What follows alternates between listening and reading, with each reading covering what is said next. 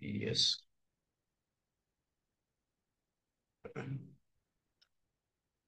ପ୍ରଭୁ ଗୌରବ ପାଆନ୍ତୁ। ଆମମାନେ ବିବ୍ଲୋଲୋଜି ବିବ୍ଲୋଲୋଜି ବିଷୟ ଆମମାନେ ଦେଖି ଆସିଅଛୁ ଏବଂ ଆମମାନେ ଶିଖି ଆସିଅଛୁ। ବିଶେଷ କରି ବିବ୍ଲୋଲୋଜିର ଅର୍ଥ ବାଇବଲର ତତ୍ଵ, ଯୋଉଟା କି କହନ୍ତି ବାଇବଲର ତତ୍ଵ। ଏଣ୍ଡ ଦେନ୍ ଆମମାନେ ଇଣ୍ଟ୍ରୋଡକ୍ସନ କ୍ଲାସରେ ବି ଅନେକ ବିଷୟ ଆମମାନେ ଶିଖି ଅଛୁ ଯେ ଥିଓଲୋଜି କେତେ ପ୍ରକାର। ଏଣ୍ଡ ଦେନ୍ ଥିଓଲୋଜି ଚାରି ପ୍ରକାରରୁ ଗୋଟିଏ ଥିଓଲୋଜି ଆମମାନେ ନେଇ ଅଛୁ ଯୋଉଟା କି ସିଷ୍ଟମେଟିକ ଥିଓଲୋଜି। ଏଣ୍ଡ ସିଷ୍ଟମେଟିକ ଥିଓଲୋଜିରୁ 10 ଗୋଟି ତତ୍ଵ ରହିଅଛି, 10 ଗୋଟି ଡକ୍ଟ୍ରିନ ଗୁଡିକ ରହିଅଛି। ଏବଂ ସେଇ 10 ଗୋଟି ଡକ୍ଟ୍ରିନରୁ ଆମମାନେ ଆ ନେଇଛୁ ଅ, ଅ, ଏଇଟା ବିବ୍ଲୋଲୋଜି ବାଇବଲର ତତ୍ଵ ଆମମାନେ ନେଇଛୁ। ଅବଶ୍ୟ ଆମମାନେ ଗୋଟିଏ ଥିଓଲୋଜି ଅଲରେଡି ଆମମାନେ କମ୍ପ୍ଲିଟ କରିଅଛୁ, ଯୋଉଟା କି ମଣ୍ଡଳୀ ବିଷୟ ଏକ୍ଲେସିଓଲୋଜି। ଆମମାନେ 2026ରେ ଆମମାନେ ସେଟା କମ୍ପ୍ଲିଟ କରିଅଛୁ। ଏଣ୍ଡ ଦେନ୍ ଆମମାନଙ୍କର କ୍ଲାସ ଯୋଉଟା କି ଜାରି ରହିଅଛି ପ୍ରେଜେଣ୍ଟଲି, ଯୋଉଟା କି କଣ୍ଟିନ୍ୟୁ ହେଇକି ଅଛି, ସେଟା ବିବ୍ଲୋଲୋଜି ତତ୍ଵ ବାଇବଲର ତତ୍ଵ ତତ୍ଵ। ଏଣ୍ଡ ବାଇବଲର ତତ୍ଵରେ ଆମମାନେ ଅନେକ ବିଷୟ ଶିଖି ଅଛୁ, ଯୋଉଟା କି ଆ, ଆପଣ ମାନେ ଦେଖିଥିବେ ଏଠି ସ୍କ୍ରିନରେ।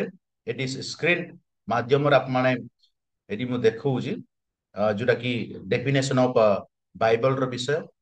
ଏଣ୍ଡ ଦେନ୍ ବାଇବଲ କେମିତି ବିଭିନ୍ନ ଶବ୍ଦ ଗୁଡିକ ରହିଅଛି, ତାର ବାଇବଲର ପରିଭାଷା ଗୁଡିକ ଏଣ୍ଡ ଦେନ୍ ଶବ୍ଦ ଗୁଡିକ ଏ ବିଷୟ ମାନେ ଅଧ୍ୟୟନ କରିଥିଲୁ। ଏଣ୍ଡ ତା ସହିତ ବାଇବଲ ଏହା ଗୋଟେ ଈଶ୍ୱରଙ୍କର ବାକ୍ୟ ନା ନାହିଁ, ସେ ବିଷୟ ମାନେ ବି କିଛି ଅଧ୍ୟୟନ କରିଥିଲୁ। ଏଣ୍ଡ ଦେନ୍ ଅନେକ ଦଳ ମାନେ ଅଛନ୍ତି ଯିଏମାନେ କି ବିଭିନ୍ନ ପ୍ରକାର ମତ ଦେଉଛନ୍ତି ବାଇବଲ ପ୍ରତି, ସେ ବିଷୟ ବି ଆମମାନେ ଅଧ୍ୟୟନ କରିଅଛୁ। ଏଣ୍ଡ ଦେନ୍ ଭିତରେ ଏବଂ ବାହାରେ ତାର ପ୍ରମାଣ କଣ ଯେ ବାଇବଲ କେମିତି ଆମମାନେ କହିବା କି ଏଇଟା ହଉଛି ଈଶ୍ୱରଙ୍କର ବାକ୍ୟ ବୋଲି। ଭିତର ଏବଂ ବାହାରେ ତାର ପ୍ରମାଣ କଣ କଣ, ସେ ବିଷୟ ବି ଆମମାନେ ଦେଖିଅଛୁ। ଏଇଟା ମୋର ଦେନ୍ ଆଇ ଥିଙ୍କ 6ଟା ନା 7ଟା 7 ଗୋଟି ମୁଁ ପ୍ରମାଣ ଆପଣମାନଙ୍କ ସମ୍ମୁଖରେ ରଖୁଥିଲି ବାଇବଲକୁ ଈଶ୍ୱରଙ୍କର ବାକ୍ୟ ବୋଲି ପ୍ରମାଣ କରିବା ପାଇଁ, ବା ବାଇବଲ ଈଶ୍ୱରଙ୍କର ବାକ୍ୟ ବୋଲି ଆମମାନେ ଷ୍ଟ୍ରଙ୍ଗଲି କହିବା ପାଇଁ ମୁଁ 6 ଗୋଟି ପ୍ରମାଣ ଆପଣମାନଙ୍କ ସମ୍ମୁଖରେ ରଖୁଥିଲି। ତ ଆଜି ଆମମାନେ ଦେଖିବା ଯୋଉଟା କି ନୂତନ ପ୍ରସଙ୍ଗ ବା ନୂତନ ଟପିକ ରହିଅଛି, ସେଟା ହଉଛି canonicity of the books of the Bible। ହୁଏତ ଏ ପ୍ରକାର ଶବ୍ଦ ଆମମାନେ ଆମମାନଙ୍କ ଷ୍ଟଡିରେ ଆମମାନେ ହୁଏତ ପୂର୍ବରୁ ଆମମାନେ ଶୁଣି ନଥିଲୁ। କିନ୍ତୁ ଆଜି ଆମମାନେ ଏଇ କ୍ଲାସରେ କିଛି ଶିଖିବା ଏଇ ଟପିକ ରୁ, ବିଶେଷ କରି ଯୋଉଟା କି ରହିଛି ଏଠି canonicity of the books of the Bible. ତାର ଅର୍ଥ ହଉଛି canonicity of the books of the Bible ର ଅର୍ଥ ହଉଛି, ମୁଁ ସରଳ ଭାବରେ ଆପଣମାନଙ୍କୁ ମୁଁ ବୁଝେଇବା ପାଇଁ ଚେଷ୍ଟା କରିବି, ବାଇବଲ କେମିତି ସତ୍ୟ ଏବଂ ଈଶ୍ୱରଙ୍କର ବାକ୍ୟ ବୋଲି କେମିତି ପ୍ରମାଣିତ ହେଲା, ବା ବାଇବଲ କେମିତି ଏହା ଚିହ୍ନଟ କରାଯାଉଥିଲା ଯେ ଏହା ହଉଛି ଈଶ୍ୱରଙ୍କର ବାକ୍ୟ। ତ କ୍ୟାନୋନିସିଟି ଏଇ ବିଷୟକୁ ସୂଚାଏ। ମୋର ଈଶ୍ୱରଙ୍କ ଲୋକମାନେ ଆମେ ଜାଣିଅଛୁ ପୁରାତନ ନିୟମରେ 39 ବୁକ୍ସ ରହିଅଛି, ନୂତନ ନିୟମରେ 27 ବୁକ୍ସ ରହିଅଛି। ତ ମିଶିକି କେତେଟା ହେଲା? 66। ଆମେ ଜାଣିଅଛୁ ୟେସ୍, ଏଇଟା ହଉଛି ଈଶ୍ୱରଙ୍କର ବାକ୍ୟ। ସମସ୍ତେ ଖ୍ରୀଷ୍ଟିଆନ ମାନେ କହନ୍ତି ଏଇଟା ହଉଛି ଈଶ୍ୱରଙ୍କର ବାକ୍ୟ, ପୁରାତନ ହେଉ କି ନୂତନ ନିୟମ ହେଉ। କିନ୍ତୁ ପ୍ରମାଣ କଣ? ଯେମାନେ ବାଇବଲର ଲିଖିତ ବାକ୍ୟ ଯେମାନେ ଗେଦର କରିଛନ୍ତି, ଯେମାନେ ଏକତ୍ରିତ କରିଛନ୍ତି, ଗୋଟିଏ ଜାଗାରେ ରଖିଛନ୍ତି, ସେମାନେ କେମିତି ପ୍ରୁଭ କଲେ, ତାର ପ୍ରୋସେସ ଟା କଣ, ତାର କଣ କହନ୍ତି, ତାର କ୍ରାଇଟେରିଆ କଣ ଥିଲା, ଯଦ୍ୱାରା ଶେଷରେ ସେମାନେ ଗ୍ରହଣ କଲେ ଯେ ବାଇବଲ ହଉଛି ଗୋଟିଏ ଈଶ୍ୱରଙ୍କର ବାକ୍ୟ, ବା ବାଇବଲ ହଉଛି ଗୋଟିଏ ଆ ସତ୍ୟ ବାକ୍ୟ। ତ ଯେତେବେଳେ ସେମାନେ ପ୍ରମାଣ କଲେ, ଯେତେବେଳେ ସେମାନେ ଆ ବାଇବଲର ବାଇବଲର ପ୍ରମାଣ କରିପାରୁଥିଲେ, ସେଇ ବିଷୟକୁ କଣ କହନ୍ତି, କ୍ୟାନୋନିସିଟି ବୋଲି କହନ୍ତି। ଯେତେବେଳେ ଈଶ୍ୱରଙ୍କର ବାକ୍ୟ ପ୍ରମାଣିତ ହେଲା, ପରୀକ୍ଷା କରିକି ନିରୀକ୍ଷଣ କରିକି ଯେତେବେଳେ ପ୍ରମାଣିତ ହେଲା, ତାକୁ କଣ କହନ୍ତି, କ୍ୟାନୋନିସିଟି। କ୍ୟାନୋନିସିଟି କ୍ୟାନୋନିସିଟିର ଅର୍ଥ ହଉଛି ଯୋଉଟା କି ଆ କଣ କହନ୍ତି, ମୁଁ ପାଇପାରୁନି ସେ ଏକ୍ସାକ୍ଟ ୱାର୍ଡ ଟା, କିନ୍ତୁ କ୍ୟାନୋନିସିଟିର ଅର୍ଥ ହଉଛି ଏକ୍ସାମିନେସନ୍ସ, मेजरमेंट एंड इंट्रोस्पेक्शन इंग्लिश बात इंग्लिश रे कौन कहते मेजरमेंट इंट्रोस्पेक्शन माने परीक्षा करिबा निरीक्षण करिबा। कैनोनिसिटी होची गुटे प्रोसेस। काहे कि मु कहूची एटा एटा होची प्रोसेस, एटा गुटे माध्यम जोरा कि ए माध्यम रे बाइबल प्रमाणित करा जाउतिला जे ए होची गुटे ईश्वरकर वाक्य। Okay, simply Bible was not accepted as word of God। ମାନେ ଯେମିତି କୋଉ କୋଉ କହିଦେଲେ, ମାନେ କୋଉ କୋଉ ବାଇବଲ ହେଇଗଲା ନାଇଁ, ଅନେକ ପ୍ରୋସେସ ଦେଇକି ଗଲା ବାଇବଲଟା, ଯୋଉ ବାଇବଲର ଲିଖିତ ବାକ୍ୟ। ତ ସେହି ପ୍ରୋସେସ କୁ କଣ କହନ୍ତି, କ୍ୟାନୋନିସିଟି ବୋଲି ମଧ୍ୟ କୁହାଯାଏ। ତୁମର ଈଶ୍ୱରଙ୍କ ଲୋକମାନେ, ମୁଁ ଗୋଟିଏ ବିଷୟ ଆଉ ଥରେ କହିବା ପାଇଁ ଚାହୁଁଛି ଯେ ଆମେ ଜାଣିଅଛୁ 66 ପୁସ୍ତକ, ଯୋଉଟା କି 66 ବୁକ୍ସ ଯୋଉ ରହିଅଛି ବାଇବଲ ରେ, ଆମେ ଜାଣିଅଛୁ ଏ ପୁସ୍ତକ ଗୁଡିକ କେବଳ ଗୋଟିଏ ଲେଖକ ଦ୍ଵାରା ଲିଖିତ ହୁଏ ନାହିଁ, ବିଭିନ୍ନ ଲେଖକ ମାନଙ୍କ ଦ୍ଵାରା ଏଟା ଲିଖିତ ହୋଇଅଛି। ଏବଂ ଗୋଟିଏ ଜାଗାରେ ସେମାନେ ଲେଖି ନାହାନ୍ତି, ବିଭିନ୍ନ ଜାଗାରେ ହୁଏତ ଅନିଲ ଆଜ୍ଞା ତଜଙ୍ଗ ଯାଇକି ସେ ବସିକି ଲେଖିଥିବେ, ମହନ୍ତୁର ତାଙ୍କର ଯାଇକି ବସିକି ଲେଖୁଥିବେ, ଏଣ୍ଡ ଜିତୁର ଭାଇ କୋଉଠି ଗୋଟେ ମୁମ୍ବାଇରେ ଯାଇକି ସେ ବସିକି ଲେଖୁଥିବ। କିନ୍ତୁ ଶେଷ ସମୟରେ ଯେତେବେଳେ ସେମାନେ ସ୍କ୍ରିପ୍ଚର ଲିଖିତ ବାକ୍ୟ ଯେତେବେଳେ ଗେଦର କଲେ, ଗୋଟିଏ ଜାଗାରେ ସେମାନେ ଗେଦର କରିଛନ୍ତି। ଯେତେବେଳେ ଗେଦର କରିଛନ୍ତି, ସେମାନେ କେମିତି ଜାଣିଲେ ଯେ ଏ ବାକ୍ୟଟା ସତ୍ୟ ବାକ୍ୟ ବୋଲି? ଯେହେତୁ ଲୋକମାନଙ୍କ ଦ୍ଵାରା ଏଟା ମଣିଷ ଦ୍ଵାରା ଲିଖିତ ବାକ୍ୟ, ତେବେ ସେ ମଣିଷ ଲିଖିତ ବାକ୍ୟ ସେମାନେ କେମିତି ଚିହ୍ନି ପାରିଲେ ଯେ ଏହା ଗୋଟେ ଈଶ୍ୱରଙ୍କର ବାକ୍ୟ ବୋଲିକି? ଯେତେବେଳେ ସେମାନେ କାନାନାଇଜ କଲେ, ସେତେବେଳେ ସେମାନେ ଜାଣିପାରିଲେ ଯେ ଏହା ହଉଛି ଈଶ୍ୱରଙ୍କର ବାକ୍ୟ। ସେହି କ୍ୟାନୋନିସିଟିର ଅର୍ଥ ହଉଛି ଯୋଉଟା କି ଈଶ୍ୱରଙ୍କର ବାକ୍ୟ ଅ ଆ, ପରୀକ୍ଷା ପ୍ରୋସେସରେ ଗଲା, ଏବଂ ପରୀକ୍ଷା ପ୍ରୋସେସରେ ଯାହିକି ପ୍ରମାଣିତ ହେଲା, ତାକୁ କଣ କହନ୍ତି, canonicity of the book of the Bible ବୋଲି କହନ୍ତି।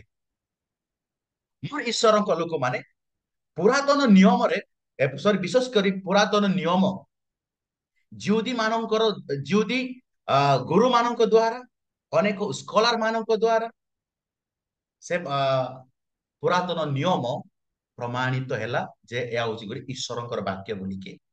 ବିଶେଷ କରିକି 250 ଖ୍ରୀଷ୍ଟ ଶତାବ୍ଦୀ 250 ଏଡିରେ, ସେଇ ସମୟରେ ଆ ପୁରାତନ ନିୟମ, ପୁରାତନ ନିୟମ ପୁସ୍ତକ ଆ ସେମାନେ କନଫର୍ମ କଲେ ଯେ ଏ ଲିଖିତ ବାକ୍ୟ ଗୁଡିକ ଈଶ୍ୱରଙ୍କର ବାକ୍ୟ ବୋଲି ସେମାନେ ପ୍ରମାଣିତ କଲେ। କେବଳ ସେତିକି ନୁହଁ, ଇତିହାସରେ ଯଦି ଆପଣ ମାନେ ଦେଖିବେ, ଆ 170 ଏଡି and then ଆଦ୍ୟ ମଣ୍ଡଳୀ ପରେ, ଆଦ୍ୟ ମଣ୍ଡଳୀ ପରେ ଯୋଉଟା କହନ୍ତି, ଆଦ୍ୟ ମଣ୍ଡଳୀ ପରେ ଯିଏମାନେ ସାଧୁ ଭାବରେ ଆସୁଥିଲେ, ସେମାନେ ହିଁ ଅପ୍ରୁଭ କଲେ ଯେ ଏ ସମସ୍ତ ଲିଖିତ ବାକ୍ୟ ଈଶ୍ୱରଙ୍କର ବାକ୍ୟ ବୋଲି ସେମାନେ ପ୍ରମାଣ ଦେଉଥିଲେ। ଯୋଉ ଆମେ ଦେଖୁଛୁ 27 ବୁକ୍ସ and 66 ବୁକ୍। ତମର ଈଶ୍ୱରଙ୍କ ଲୋକମାନେ ଏହି ସବୁ ବିଷୟ ଗୁଡିକ canonicity of the book of the Bible ସୂଚାଏ। ତ ଆଉ ଏଇ canonicity କୁ ଆଉ ଅଧିକ ସ୍ପଷ୍ଟ କରିବା ପାଇଁ ଆମମାନେ ଏଠି ଦେଖିବା ଯୋଉଟା କି the meaning of the term canonicity। meaning of the term canonicity ର ଅର୍ଥ କଣ ନା canon ର ଏଇ ମୂଳ ଶବ୍ଦର ଅର୍ଥ କଣ? ଏ ମୂଳ ଶବ୍ଦର ଅର୍ଥ କଣ? canon ଏ ଶବ୍ଦଟା ଗ୍ରୀକ ଶବ୍ଦରୁ ଆସିଅଛି ଯୋଉଟା କି ରୋଲ ବୋଲି କହନ୍ତି। ରୋଲ ପ୍ରିନ୍ସିପଲ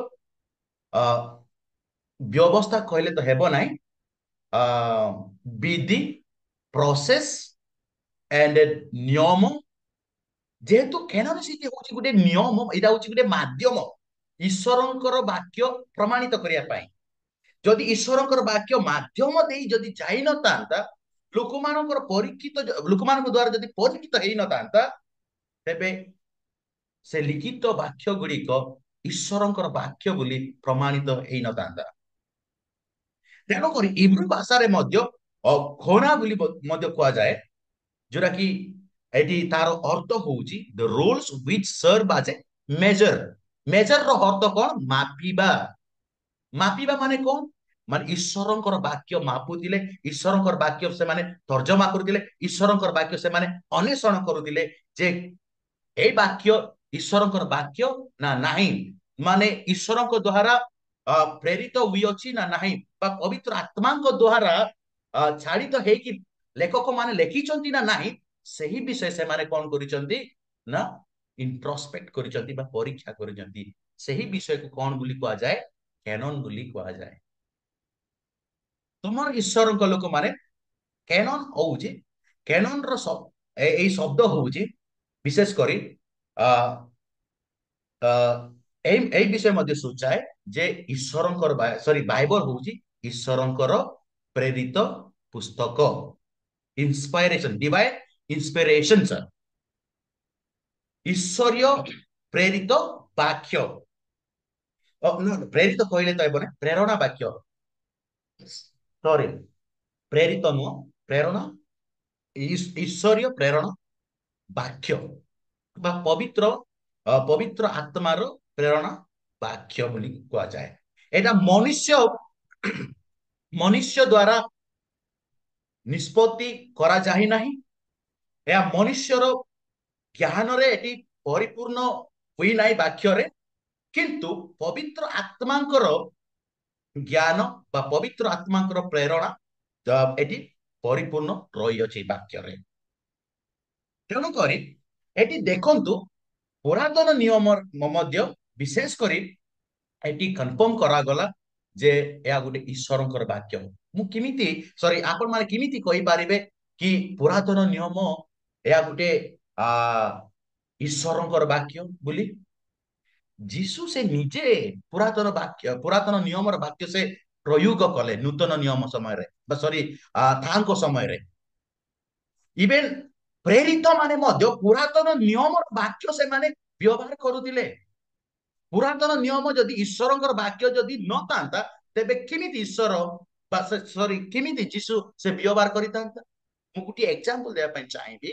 ଯେତେବେଳେ ଯୀଶୁ ଆ ମରୁ ପ୍ରାନ୍ତରରେ ବା ଯେତେବେଳେ ଯୀଶୁ ଶୈତାନଙ୍କ ଦ୍ଵାରା ପରୀକ୍ଷିତ ହେଲା, ସେହି ସମୟରେ ଶୈତାନ କଣ କହିଛନ୍ତି?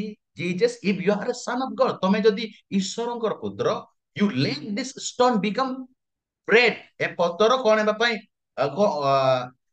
ରୁଟି ହେବା ପାଇଁ ଆଜ୍ଞା କର ଅବା ଆଜ୍ଞା ଦିଅ ବୋଲି ସେ କହିଛନ୍ତି। କିନ୍ତୁ ପରମେଶ୍ୱର ଯୀଶୁ କଣ କହିଛନ୍ତି?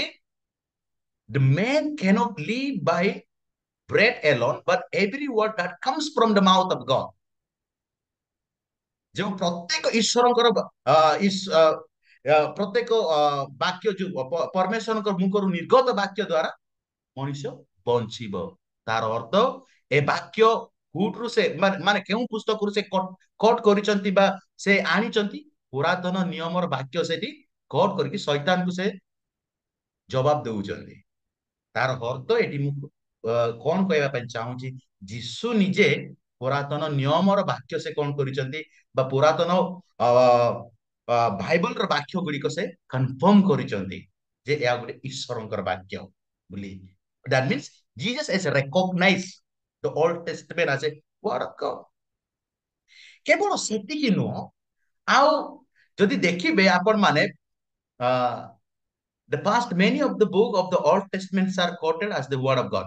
ଆପଣ ମାନେ ଯଦି ଦେଖିବେ ନୂତନ ନିୟମରେ ପ୍ରାୟ ପୁରାତନ ନିୟମର ବାକ୍ୟ ଗୁଡିକ ନୂତନ ନିୟମରେ ପ୍ରତିଫଳନ କରାଯାଇଅଛି। ସେ ରେଫରେନ୍ସ ମାନେ ଯଦି ଦେଖିବେ ପୁରାତନର ବାକ୍ୟ ଗୁଡିକ ପ୍ରାୟ ନୂତନ ନିୟମର ଲେଖକ ମାନେ ବ୍ୟବହାର କରିଛନ୍ତି। ପଲ ଯଦି ଦେଖିବେ ରୋମିଓ ପୁସ୍ତକରେ ଯଦି ଦେଖିବେ ପଲ ବ୍ୟବହାର କରିଛନ୍ତି ପୁରାତନ ନିୟମର ବାକ୍ୟ। ଏବଂ ଏବଂ ଯଦି ଆଉ ଗୋଟେ ଯଦି ଦେଖିବେ ମାତ୍ୟ ଲିଖିତ ସୁସମାଚାରରେ ମାତ୍ୟ ପ୍ରାୟ ସେ ପୁରାତନ ନିୟମର ବାକ୍ୟ ସେ ବ୍ୟବହାର କରିଛନ୍ତି। ଏଥିରୁ ଜଣା ପଡୁଛି ଯେ ପୁରାତନ ନିୟମ ଈଶ୍ୱରଙ୍କର ବାକ୍ୟ ବୋଲିକି। ଯଦି ଏହା ଈଶ୍ୱରଙ୍କର ବାକ୍ୟ ଯଦି ନଥାନ୍ତା ତେବେ ଲେଖକ ମାନେ କେମିତି ବ୍ୟବହାର କରିଥାନ୍ତେ? ସେମାନେ ପ୍ରାୟ ବ୍ୟବହାର କରିଛନ୍ତି। ଏବଂ କେବଳ ଲେଖକ ମାନେ ନୁହଁ, ଇଭେନ ଯୀଶୁ ମଧ୍ୟ ବ୍ୟବହାର କରିଛନ୍ତି। ଯୀଶୁ ମଧ୍ୟ ବ୍ୟବହାର କରିଛନ୍ତି ଏବଂ ପ୍ରେରିତ ମାନେ ମଧ୍ୟ ଏହା ବ୍ୟବହାର କରିଛନ୍ତି। ତେଣୁକରି ମୋର ଈଶ୍ୱରଙ୍କ ଲୋକମାନେ ହୁଏତ କେତେ ଲୋକ କହିବେ ଆମ ପୁରାତନ ନିୟମ ତ ସେଟା ଯୁଦୀ ମାନଙ୍କର, କେବଳ ନୂତନ ନିୟମ ଆମର। ନା, ସେଟା ରଙ୍ଗ। ସେ ପୁରାତନ ନିୟମ ହେଉ କି ନୂତନ ନିୟମ ହେଉ, ଏ ଦୁଇଟି ଏ ଦୁଇଟି ନିୟମ ଗୁଡିକ ଈଶ୍ୱରଙ୍କର ବାକ୍ୟ। ଯଦି ଆପଣ ମାନେ ନୂତନ ନିୟମ ଯଦି ସମ୍ପୂର୍ଣ୍ଣ ଭାବରେ ଜାଣିବା ପାଇଁ ଚାହିଁବେ, ଆପଣ ମାନେ ପୁରାତନ ନିୟମର ପୁସ୍ତକ ଆପଣ ମାନେ ପଠନ କରିବାକୁ ପଡିବ। ଯେହେତୁ ପୁରାତନ ନିୟମରେ ଅନେକ ଭାବବାଣୀ କୁହାଯାଇଅଛି, ସେ ଭାବବାଣୀ ଗୁଡିକ ନୂତନ ନିୟମରେ ପରିପୂର୍ଣ୍ଣ ହୋଇଅଛି, ଫୁଲଫିଲମେଣ୍ଟ ହୋଇଅଛି। ତେଣୁକରି without old testament you cannot understand New Testament. Without New Testament, you cannot understand Old Testament. ତେଣୁକରି ମନୁଷ୍ୟରଙ୍କ ଲୋକମାନେ ଏ ଦୁଇଟି ବାକ୍ୟ ମାନେ ପୁରାତନ ନିୟମ ହେଉ କି ନୂତନ ନିୟମ ହେଉ, ଆମମାନେ କଣ କରିବାକୁ ପଡିବ? ପଠନ କରିବାକୁ ପଡିବ। ତାହେଲେ ଆମେ ସମ୍ପୂର୍ଣ୍ଣ ଭାବରେ ଈଶ୍ୱରଙ୍କର ବାକ୍ୟ ମାନେ ଜାଣି ପାରିବା। ଆଉ ଦେଖିବା ନେକ୍ସଟ, ତେବେ ଆମମାନେ କଣ କରିବା? ଦ୍ୱିତୀୟ ନମ୍ବରରେ ଆମେ ଜାଣିଅଛୁ ଯେ ପୁରାତନ ନିୟମ ହେଉ କି ନୂତନ ନିୟମ ହେଉ, ଏହା ଈଶ୍ୱରଙ୍କର ବାକ୍ୟ ବା ଏହା ଗୋଟିଏ ଖେନନ ବୋଲି ଆମେ ଜାଣୁଛୁ।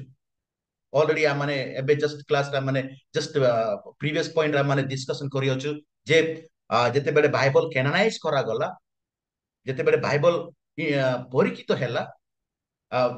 ହେଲା ପରେ ପ୍ରମାଣିତ ହେଲା ଯେ ବାଇବଲ ହଉଛି ଈଶ୍ୱରଙ୍କର ବାକ୍ୟ। ୟେସ୍, 66 ପୁସ୍ତକ ଗୁଡିକ ଈଶ୍ୱରଙ୍କର ବାକ୍ୟ। ଏ ଆମେ ମାନେ ଇନଫରମେସନ ଆମେ ଜାଣିଛୁ। କିନ୍ତୁ ଆମମାନଙ୍କର କର୍ତ୍ତବ୍ୟ କଣ ରହିଅଛି? ଆମମାନେ କଣ କରିବା? ଏବେ ବିଗ ପ୍ରଶ୍ନ, ବିଗ କ୍ୱେଶ୍ଚନ୍ସ। ଏଠି ପ୍ରଥମ ନମ୍ବର ହେ the believer in every generation might have a complete revelation from God. ମାନେ ବିଶ୍ୱାସୀ ମାନେ ପ୍ରତ୍ୟେକ ଜେନେରେସନରେ ଆମମାନେ କଣ ହଉ ନା ଆମ୍ଭେ ମାନେ ପ୍ରଭୁଙ୍କ ଠାରୁ ପ୍ରକାଶିତ ବା ପ୍ରଭୁଙ୍କ ଠାରୁ ଆମମାନେ ପ୍ରକାଶିତ ପାଉ ବୋଲି ଆମମାନେ ବିଶ୍ୱାସ କରିବାକୁ ପଡିବ ବା ମାନେ କହିବାକୁ ପଡିବ ଯେ ଥ୍ରୁ ଆଉଟ୍ ଦ ଜେନେରେସନ ନମି ଆଜି ଏବଂ ଭବିଷ୍ୟତରେ ଆମମାନେ କହିବା କି ପରମେଶ୍ୱର ସେ ଈଶ୍ୱରଙ୍କର ବାକ୍ୟରୁ ସେ ନିଜକୁ ପ୍ରକାଶ କରୁଛନ୍ତି ବୋଲି ଆମମାନେ ସ୍ୱୀକାର କରିବା। ଆଉ ଦ୍ୱିତୀୟ ବିଷୟ ହେଲା the sacred writing may be prescribed and calculated. ଏବଂ ସେଇ ପବିତ୍ର ବାକ୍ୟ ଯୋଉ ବାକ୍ୟ ଲିଖିତ ହୋଇଅଛି, ସେ ବାକ୍ୟ ମାନେ ଏକ୍ସପ୍ଲେନେସନ କରିବାକୁ ପଡିବ, ତାପରେ ମାନେ ବାଣ୍ଟିବାକୁ ପଡିବ ବା ମାନେ ବଣ୍ଟନ କରିବାକୁ ପଡିବ। କେବଳ ସେତିକି ନୁହଁ, the people might know which writings are canonical or which writings are spurious। ଯେତେବେଳେ ଆମମାନେ ଏଇ canon of the scripture, canon ର ବିଷୟ ଯେତେବେଳେ ଆମମାନେ ଜାଣିବା, ଆମମାନେ ଜାଣିପାରିବା କି କେଉଁ ପୁସ୍ତକ ଗୁଡିକ ସତ୍ୟ, କେଉଁ ପୁସ୍ତକ ଗୁଡିକ ଅସତ୍ୟ, ଆମମାନେ ଏ ବିଷୟରେ ଆମମାନେ ଜାଣିପାରିବା। କାହିଁକି ମୁଁ ଏ ବିଷୟ କହୁଛି? ଆ ଏ ବିଷୟ ଗୁଡିକ ଯେହେତୁ ଆ ରୋମାନ କାଥଲିକ ବାଇବଲରେ 7ଟା ଏକ୍ସଟ୍ରା ରହିଅଛି। ଆମର ବାଇବଲରେ କେତେଟା ଅଛି? 66। ସେମାନଙ୍କର କେତେଟା ଅଛି? 77। ତ ଏଇଟା ଆମମାନଙ୍କୁ କନଫ୍ୟୁଜ କରେ। ତେଣୁକରି ମୋର ଈଶ୍ୱରଙ୍କ ଲୋକମାନେ ଏ ସବୁ ବିଷୟ ଆମେ ଜାଣିବା। ଯେତେବେଳେ ଆମେ କେନୋନିସିଟି ବିଷୟ ଯଦି ଆମେ ଭଲ ସ୍ପଷ୍ଟ ଭାବରେ ଆମେ ଜାଣିବା, ତେବେ ଆମେ କେଉଁ ପୁସ୍ତକ ସତ୍ୟ ବା କେଉଁ ପୁସ୍ତକ ଗୁଡିକ ଅସତ୍ୟ, ସେ ବିଷୟ ଆମେ ଜାଣିପାରିବା। ତେଣୁକରି ଆମେ ଏଠି ଆଉ ଥରେ ନେକ୍ସଟ ପଏଣ୍ଟ ଦେଖିବା, ଦ କ୍ରାଇଟେରିଆ ଅଫ ଦ ଓଲ୍ଡ ଟେଷ୍ଟମେଣ୍ଟ କ୍ୟାନୋନିସିଟି। ଯେତେବେଳେ ପୁରାତନ ନିୟମ ପୁସ୍ତକ ଯେତେବେଳେ ପରୀକ୍ଷିତ ହେଲା, ଯେତେବେଳେ ପୁରାତନ ନିୟମ ପୁସ୍ତକ ଗୁଡିକ ଯେତେବେଳେ ଇଣ୍ଟ୍ରୋସ୍ପେକ୍ଟ କରାଯାଉଥିଲା, ସର୍ଚ୍ଚ କରାଯାଉଥିଲା, କେଉଁ କେଉଁ କ୍ରାଇଟେରିଆ ସେମାନେ ବ୍ୟବହାର କରୁଥିଲେ, କେଉଁ କେଉଁ କ୍ରାଇଟେରିଆ ଦ୍ଵାରା ସେମାନେ କନଫର୍ମ କଲେ ଯେ ପୁରାତନ ନିୟମ ଗୋଟିଏ ଈଶ୍ୱରଙ୍କର ବାକ୍ୟ ବୋଲିକି। ପ୍ରଥମ ବିଷୟ ହେଲା ଦ ବୁକ୍ ଅଫ ଡିଭାଇନ ଅରିଜିନ। ସେମାନେ କହୁଥିଲେ କି ପୁରାତନ ନିୟମ ହଉଛି ଈଶ୍ୱରୀୟ ଉତ୍ପତ୍ତି ବାକ୍ୟ ବୋଲି ସେମାନେ କହୁଥିଲେ। ଏଣ୍ଡ ଦେନ୍ ଆଉ ଗୋଟିଏ ବିଷୟ ହେଲା ଇଣ୍ଟରନାଲ ଏଭିଡେନ୍ସେସ୍। ଭିତରେ ଅନେକ ଏଭିଡେନ୍ସେସ୍ ଗୁଡିକ ରହିଅଛି, ପ୍ରୁଫ ଗୁଡିକ ରହିଅଛି। କେଉଁ ପ୍ରୁଫ ଗୁଡିକ ରହିଅଛି? ଯଦି ଗୋଟିଏ ମୁଁ ପ୍ରୁଫ ଦେବା ପାଇଁ ଚାହିଁବି, ଏଜରା ପୁସ୍ତକ ଯଦି ଆପଣ ମାନେ ପଠନ କରିବେ, ଏଜରା କଣ କଲେ ନା, ଯେଉଁମାନେ ଭାବିଲନ ଦେଶରୁ ସେମାନେ ଫେରିଲେ ଏବଂ ଭାବିଲନ ଦେଶରୁ ଫେରିକି ଯେତେବେଳେ ସେମାନେ ଜେରୁସାଲେମରେ ଥିଲେ, ଆଉ କିଛି ବ୍ୟବସ୍ଥା ପାଳନ କରିବା ପାଇଁ ବା ବ୍ୟବସ୍ଥାର ବାକ୍ୟ ସେମାନେ ଶୁଣୁନଥିଲେ। କିନ୍ତୁ ଏଜରା କଣ କଲେ ନା, ଲୋକମାନଙ୍କୁ ଡାକିକି ସକାଳଠୁ ସନ୍ଧ୍ୟା ପର୍ଯ୍ୟନ୍ତ ସେମାନେ ବ୍ୟବସ୍ଥା ସେମାନେ ପଠନ କରୁଥିଲେ। ଆଜି ଆମେ ସକାଳଠୁ ସନ୍ଧ୍ୟାରେ ମାନେ ବସି ପାରିବା ନାହିଁ। ଯଦି ଆପଣ ମାନେ ଦେଖିବେ ଏଜରା ପୁସ୍ତକରେ ଯୁଦି ଲୋକମାନେ ଏମିତି ସେମାନଙ୍କ ଧୈର୍ଯ୍ୟ ଥିଲା ଯେ ସକାଳଠୁ ସନ୍ଧ୍ୟା ପର୍ଯ୍ୟନ୍ତ ସେମାନେ ବସିକି ସେମାନେ ବ୍ୟବସ୍ଥା ଶୁଣୁଥିଲେ। ତ ଏଠି ଗୋଟିଏ ଏଭିଡେନ୍ସ ଦଉଛି ଯେ ପୁରାତନ ନିୟମ ଗୋଟିଏ ଈଶ୍ୱରଙ୍କର ବାକ୍ୟ। Okay, and new testament refers old testament. ଏବଂ ନୂତନ ନିୟମ ପୁରାତନ ନିୟମକୁ ମଧ୍ୟ ଦର୍ଶାଏ। ତ ଏହି ସବୁ ବିଷୟ, এই କ୍ରାଇଟେରିଆ ଗୁଡିକ ନେଇକି ଆ ପୁରାତନ ନିୟମ କନଫର୍ମ କରାଗଲା ଯେ ପୁରାତନ ନିୟମ ହଉଛି ଈଶ୍ୱରଙ୍କର ବାକ୍ୟ। ତେଣୁକରି ମୁଁ ଏଠି ମେନସନ ବି କଲି, Ezra collected all the book of the old testament canon by 5th century. ଖ୍ରୀଷ୍ଟପୂର୍ବ 500 ଶତାବ୍ଦୀ ସମୟରେ ଏଜରା ସେ କଣ କରିଛନ୍ତି? ପୁରାତନ ନିୟମ ପୁସ୍ତକ ଗୁଡିକ ସେ କଲେକ୍ଟ କରି ଅଛନ୍ତି। ଆଉ 90 ଶତାବ୍ଦୀ ସମୟରେ ଆ ଖ୍ରୀଷ୍ଟ ଶତାବ୍ଦୀ ସମୟରେ ଗୋଟିଏ ଜାଗା ଥିଲା, ସେ ଜାଗାର ନାଁ ଜାନ୍ତା, ସିନଟ ଅଫ ଜାନ୍ତା ବୋଲିକି ସେଠି ପୁରାତନ ନିୟମ ଗ୍ରହଣ କରାଯାଉଥିଲା। ଏଗୁଡିକ ଐତିହାସିକ ବିଷୟ। ଏଣ୍ଡ ଦେନ୍ ଆଉ ଗୋଟିଏ ଫେମସ ସ୍କଲାର, ଯିଏକି ଜୁଡି ମାନଙ୍କର ସ୍କଲାର ବୋଲି କୁହାଯାଏ, ଜୋସେଫସ୍। ଆପଣ ମାନେ ପଚାରିବେ, ଗୋଟେ ଥିଓଲୋଜିଆନକୁ ପଚାରନ୍ତୁ, ଗୋଟେ ଜୁଦି ମାନଙ୍କର ସ୍କଲାର ଗୋଟେ କୁହନ୍ତୁ, ଏଇଟା ଗୋଟେ ନାମ ଆପଣ ମାନେ କହିବେ, ଜୋସେଫସ୍। ଜୋସେଫସ୍ ହଉଛି ଫେମସ ପର୍ସନ, ଜୋସେଫସ୍। ଏଣ୍ଡ ଦେନ୍ ଯୀଶୁ ମଧ୍ୟ ଏଠି କଣ କରିଛନ୍ତି ନା, ଓଲ୍ଡ ଟେଷ୍ଟମେଣ୍ଟ ବିଷୟ ସେ କହିଛନ୍ତି। ତ ଏଇ ସବୁ ବିଷୟ ନେଇକି ପୁରାତନ ନିୟମର ବାକ୍ୟ ଏଠି କନଫର୍ମ କରାଗଲା ବା ସୁନିଶ୍ଚିତ କରାଗଲା ଯେ ୟେସ୍, ପୁରାତନ ନିୟମ ହଉଛି ଈଶ୍ୱରଙ୍କର ବାକ୍ୟ। କେତେଟା ଏବେ କେତେଟା ହେଲା? ଆଉ ସମ ଆଇ ଡୋଣ୍ଟ ନୋ, ଆଉ 5 ମିନିଟ ଗୋଟେ ନେବି, ଏଣ୍ଡ ଦେନ୍ ତାପରେ ଆମେ ସମାପ୍ତ କରିବା। ଓକେ। ଏଇଟା ଟିକେ ବେଶୀ ଥିଓଲୋଜିକାଲ ଅଛି। ତ ସେତିକି ମୁଁ ଯିବି ନାହିଁ। ଏ ଫୋର୍ଥ ନମ୍ବରଟା କ୍ଲାସିଫିକେସନ ଅଫ କେନାନ, ଶ୍ରେଣୀଭୁକ୍ତର କେନାନ। ଏଠି ମାନେ ଚାରିଟା ପଏଣ୍ଟ ଗୁଡିକ ରହିଅଛି। ତ ଏଇଟା ଆ, ମୁଁ ଡାଇରେକ୍ଟଲି ଆପୋକ୍ରିଫାକୁ ଯିବି, ଯେହେତୁ ଏ ଯାକ ଟିକେ ହାଇ ଲେଭେଲ ଟିକେ ଅଛି। ଏଣ୍ଡ ଦେନ୍ ସେତିକି ଆମମାନେ ଯିବା ନାହିଁ, ନହେଲେ ଆମମାନେ କନଫ୍ୟୁଜ ହେଇଯିବା। ଓକେ, ଯୋଉଟା ଆମମାନଙ୍କ ପାଇଁ ଅତି ଆବଶ୍ୟକ ସେଟା ମୁଁ କହିବା ପାଇଁ ଚାହିଁବି। କ୍ଲାସିଫିକେସନ ଅଫ କେନାନ, ଯେତେବେଳେ ବାଇବଲ ପରୀକ୍ଷା କରାଗଲା, ନିରୀକ୍ଷଣ କରାଗଲା, ଅନେକ ଲୋକମାନେ କହୁଥିଲେ ଏଇଟା ଈଶ୍ୱରଙ୍କର ବାକ୍ୟ, କେତେ ଜଣ କହିଛନ୍ତି ନା ଏଇଟା ଗୋଟେ ଈଶ୍ୱରଙ୍କର ବାକ୍ୟ ନୁହଁ। ଏଣ୍ଡ କେତେ ଜଣ କହିଛନ୍ତି ସଙ୍ଗ ଅଫ ସଲୋମନ, ଜାଣିଥିବେ ସଙ୍ଗ ଅଫ ସଲୋମନ ପ୍ରାୟ କେତେକ ଅ ଜ୍ଞାନୀ ମାନେ ସେମାନେ ଗ୍ରହଣ କଲେ ନାହିଁ। କାହିଁକି? ସଙ୍ଗ ଅଫ ସଲୋମନ ମାନେ ସଲୋମନର ଗୀତ, କଣ ପାଇଁ ସଲୋମନର ଗୀତ ସେମାନେ ଏକ୍ସେପ୍ଟ କରିନାହାନ୍ତି? ଆପଣ ମାନେ ଖୁଦ କହିପାରିବେ, ଯେହେତୁ ସେଠି ଅନେକ ପ୍ରକାର ଆ ବାକ୍ୟ ରହିଅଛି। ଏଣ୍ଡ ଦେନ୍ ଅନେକ ସ୍କଲାର ମାନେ ଈଶ୍ୱରଙ୍କର ବାକ୍ୟ ଏମିତି ଗୋଟେ ହେବ କି?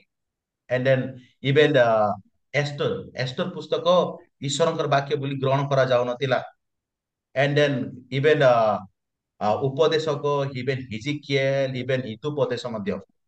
କିନ୍ତୁ କେତେକ ଜ୍ଞାନୀ ମାନେ, ସ୍କଲାର ମାନେ, ସେମାନେ ପ୍ରୁଭ କରିକି ସେମାନେ ବାଇବଲରେ ସେଠି କଣ କରିଛନ୍ତି? ଆଡ କରିଛନ୍ତି ଏହା ଗୋଟେ ଈଶ୍ୱରଙ୍କର ବାକ୍ୟ ବୋଲିକି। ଏବଂ କେତେକ ସ୍କଲାର ମାନେ କଣ କହିଛନ୍ତି? ନାଇଁ, ଏଇଟା ଗୋଟେ ଅତୀତର ବିଷୟ ଲେଖକ ମାନେ ଲେଖିଛନ୍ତି।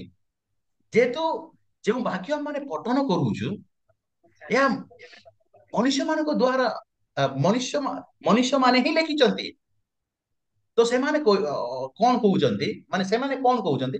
ୟା ତ ଆ ଯେହେତୁ କଣ କହିଛନ୍ତି ନା Bible is written by human being about the past, so that's nothing different sir। So ଏମିତି ସେମାନେ ଏ ପ୍ରକାର ସେମାନେ ଆର୍ଗୁମେଣ୍ଟ ଆଣିଛନ୍ତି। ଏଇଟା ଆଉ ଗୋଟେ ବିଷୟ ଯଦି ଦେଖିବା, ଆପୋକ୍ରିପା, ଏଇଟା ଟିକେ ଅଧିକ ମାନେ ଧ୍ୟାନ ଦେବା। ଆପୋକ୍ରିପା ଏଠି ଆଇଦର ପ୍ରଣତି ସିଷ୍ଟର ଏଠି ଅଛନ୍ତି ନା ନାଇଁ, ସେ ସମୟରେ ଲାଷ୍ଟ କ୍ଲାସରେ ସେ ମତେ ପ୍ରଶ୍ନ କଲେ। ଆପୋକ୍ରିପା ଏଇଟା ଟିକେ ଧ୍ୟାନ ଦିଅନ୍ତୁ, ବହୁତ ଇମ୍ପୋର୍ଟାଣ୍ଟ ବିଷୟ। ଆପୋକ୍ରିପାର ଅର୍ଥ ହଉଛି ଗୁପ୍ତ, ଗୁପ୍ତ ବୋଲି କୁହାଯାଏ। ଗୁପ୍ତ କାହିଁକି? ଆପୋକ୍ରିପା ପୁସ୍ତକ ମାନେ ଆପୋକ୍ରିପା ପୁସ୍ତକ ଯୋଉଟା କି ଗୁପ୍ତ ଭାବରେ ରହିଅଛି, ଯୋଉଟା କି ରୋମାନ କାଥଲିକ ବାଇବଲରେ ରହିଅଛି, ତାକୁ କଣ କରନ୍ତି? ଆପୋକ୍ରିପା। ଏଣ୍ଡ ଦେନ୍ କେତେକ କହନ୍ତି 14, 14ଟି ଏକ୍ସଟ୍ରା ପୁସ୍ତକ ଅଛି। କେତେ ଜଣ କହୁଛନ୍ତି 13ଟା। କିନ୍ତୁ ପ୍ରାୟତଃ ଦେଖିବାକୁ ଗଲେ ମେଜରିଟି ଯଦି ଦେଖିବେ, ଆପଣ ମାନେ ଯଦି ରୋମାନ କାଥଲିକ ପୁସ୍ତକ ଯଦି ବାଇବଲ ଯଦି ପାଇବେ, ଆପଣ ଟିକେ ଦେଖନ୍ତୁ ଏକ୍ସଟ୍ରା 7ଟି ରହିଅଛି। ତ ହୁଏତ ପ୍ରଶ୍ନ ଆପଣ ମାନଙ୍କ ମନରେ ଉଠିବ, ହେଲେ ଆମର ବାଇବଲରେ କାହିଁ ସେ 7ଟା ପୁସ୍ତକ? ଏଟା ବି ଆମମାନଙ୍କ ମନରେ ହୁଏତ ଏ ପ୍ରକାର ପ୍ରଶ୍ନ ଉଠିପାରେ। କାହିଁକି ଆ ଆମମାନଙ୍କ ବାଇବଲରେ ନାହିଁ? ତାର ରିଜନ ଗୁଡିକ ରହିଅଛି, ମୁଁ ନେକ୍ସଟ କ୍ଲାସରେ ମୁଁ କହିବି। ଅନେକ ରିଜନ ରହିଅଛି ଏଠି ଯଦି ଦେଖିବେ, ଦେର ମେନି ରିଜନ, ତାର କାରଣ ଗୁଡିକ ରହିଅଛି। And then O Garh almost 10ଟା, I think almost 10 ଗୋଟି ରିଜନ ରହିଅଛି କାହିଁକି ଆମମାନଙ୍କ ପୁସ୍ତକରେ ସେ 7ଟି ପୁସ୍ତକ ନାହିଁ। ଆମମାନେ କାହିଁକି ଗ୍ରହଣ କରିନାହୁଁ, ସେ ବିଷୟ ଆମମାନେ ପରବର୍ତ୍ତୀ କ୍ଲାସରେ ଆମେ ଦେଖିବା। କିନ୍ତୁ ଏତିକି ଜାଣି ନିଅନ୍ତୁ ଯେ ଆପୋକ୍ରିପାର ଅର୍ଥ ହଉଛି ଗୁପ୍ତ, ସିକ୍ରେଟ ଅର ଇଡେନ। କାହିଁକି ସିକ୍ରେଟ ଏଣ୍ଡ ଇଡେନ? ଯେହେତୁ ସେ ବାକ୍ୟ ଆମମାନଙ୍କ ପାଇଁ ଗୁପ୍ତ, ଆମମାନଙ୍କ ପାଇଁ ସେଟା ଗୋଟେ ଗୁପ୍ତ ଭାବରେ ରହିଛି, ଆମମାନେ ଜାଣିନାହୁଁ। ଏଣ୍ଡ ବିଶେଷ କରି ଆ ଯେତେବେଳେ ଅ ପୁରାତନ ନିୟମ ଇବ୍ରୁ ଭାଷାରେ ଥିଲା, ସେହି ସମୟରେ ଏ 7 ଗୋଟି ପୁସ୍ତକ ନଥିଲା ଇବ୍ରୁ ପୁସ୍ତକ ସହିତ। ଇବ୍ରୁ ମାନେ ଏଠି ମୁଁ ନୂତନ ନିୟମର ଇବ୍ରୁକୁ ମୁଁ କହୁନି। ଯେତେବେଳେ ଏଇ 39 ପୁସ୍ତକ ଇବ୍ରୁ ଭାଷାରେ ଥିଲା। ସେହି ସମୟରେ ଏଇ 7 ଗୋଟି ରୋମାନ କାଥଲିକ ର ପୁସ୍ତକ ସେଠି ନଥିଲା। କିନ୍ତୁ ଯେତେବେଳେ ପୁରାତନ ନିୟମ ଇବ୍ରୁରୁ ଗ୍ରୀକ ଟ୍ରାନ୍ସଲେଟର ହେଲା, ଯେତେବେଳେ ଇବ୍ରୁରୁ ଗ୍ରୀକ ଅନୁବାଦ ହେଲା, ସେହି ସମୟରେ ଅନୁବାଦ ବାଇବଲରେ ସେଠି ରୋମାନ କାଥଲିକ ପୁସ୍ତକ ଗୁଡିକ ଆଡ୍ କରାଯାଇଅଛି। ଏଣ୍ଡ ଆଉ ଗୋଟିଏ, ଯେତେବେଳେ ଇବ୍ରୁ ଗ୍ରୀକ ରୁ ଲାଟିନ ଯେତେବେଳେ ଅନୁବାଦ କରାଗଲା, ଆଉ ସେଠି ରୋମାନ କାଥଲିକ ର ପୁସ୍ତକ ଗୁଡିକ ରହିଅଛି। ତେଣୁକରି ପ୍ରାୟ ତ ଦେଖିବାକୁ ଗଲେ ଇବ୍ରୁ ମାନେ ଜିହୁଦୀ ମାନଙ୍କ ପୁସ୍ତକରେ ସେଇ 7 ଗୋଟି ପୁସ୍ତକ ସେଠି ନାହିଁ। ତ ମୋର ଈଶ୍ୱରଙ୍କ ଲୋକମାନେ, ମୁଁ ନେକ୍ସଟ କ୍ଲାସରେ ମୁଁ କହିବି ଯେ ଆମମାନଙ୍କ ପୁସ୍ତକରେ କାହିଁକି 7 ଗୋଟି ପୁସ୍ତକ ନାହିଁ, ଏନେ କାହିଁକି ଆମମାନେ ସେଟା ଏକ୍ସେପ୍ଟ କରିନାହୁଁ। ଯେହେତୁ କାନାନାଇଜେସନ୍ସ କରାଗଲା, ବାଇବଲ ପରୀକ୍ଷିତ ହେଲା, ବାଇବଲ ପ୍ରମାଣିତ ହେଲା ଯେ କେଉଁ ପୁସ୍ତକ ସତ୍ୟ ବାକ୍ୟ, କେଉଁ ପୁସ୍ତକ ଅସତ୍ୟ ବାକ୍ୟ। ଏସବୁ ପ୍ରମାଣିତ ହେବା ଦ୍ୱାରା ଆମ୍ଭେ ମାନେ ସେ 7 ଗୋଟି ପୁସ୍ତକକୁ ଆମେ ରିଜେକ୍ଟ କରିଛୁ। ଏଣ୍ଡ ଦେନ୍ ଏଇ 66 ପୁସ୍ତକ ଆମମାନଙ୍କ ହସ୍ତରେ ରହିଅଛି, ଆମମାନଙ୍କ ହସ୍ତରେ 77 ପୁସ୍ତକ ନାହିଁ। ତ ଏ ସବୁ ବିଷୟ ମାନେ ଜାଣିନେବା। ଏଣ୍ଡ ଦେନ୍ ନିଶ୍ଚିତ ଈଶ୍ୱରଙ୍କର ବାକ୍ୟ, ପୁରାତନ ନିୟମ ହଉ ନୂତନ ନିୟମ ହଉ, ଏହା ପବିତ୍ର ଆତ୍ମାଙ୍କର ପ୍ରେରଣା ବାକ୍ୟ, ଚାଳିତ ବାକ୍ୟ। ଏଣ୍ଡ ଦେନ୍ ଏ ବାକ୍ୟ ପ୍ରତି ଆମମାନେ ଅଧିକ ଜୋର ଦେବା, ଏଣ୍ଡ ଦେନ୍ ବିଶ୍ୱାସ କରିବା ଏବଂ ବାକ୍ୟ ଅନୁସାରେ ଆମମାନେ ଜୀବନ କାଟିବା। ଏବଂ ଈଶ୍ୱରଙ୍କର ବାକ୍ୟ ଆମମାନେ ବା ବାଇବଲ ଈଶ୍ୱରଙ୍କର ବାକ୍ୟ ବୋଲି ଆମମାନେ ବିଶ୍ୱାସ କରିବାକୁ ପଡିବ। ତ ଆଜିର କ୍ଲାସ ଏତିକି ରଖିବା। ଏଣ୍ଡ ଦେନ୍ ନେକ୍ସଟ କ୍ଲାସ ମୁଁ ନେକ୍ସଟ କ୍ଲାସରେ ମୁଁ କହିବି କାହିଁକି ଆମମାନେ ଆମମାନଙ୍କ ପୁସ୍ତକରେ 7 ଗୋଟି ପୁସ୍ତକ ନାହିଁ, ସେଇ ରିଜନ ଗୁଡାକ ଆମମାନଙ୍କ ସମ୍ମୁଖରେ ରଖିବି। ସମସ୍ତଙ୍କୁ ପ୍ରେଜ ଦ ଲର୍ଡ, ଧନ୍ୟବାଦ।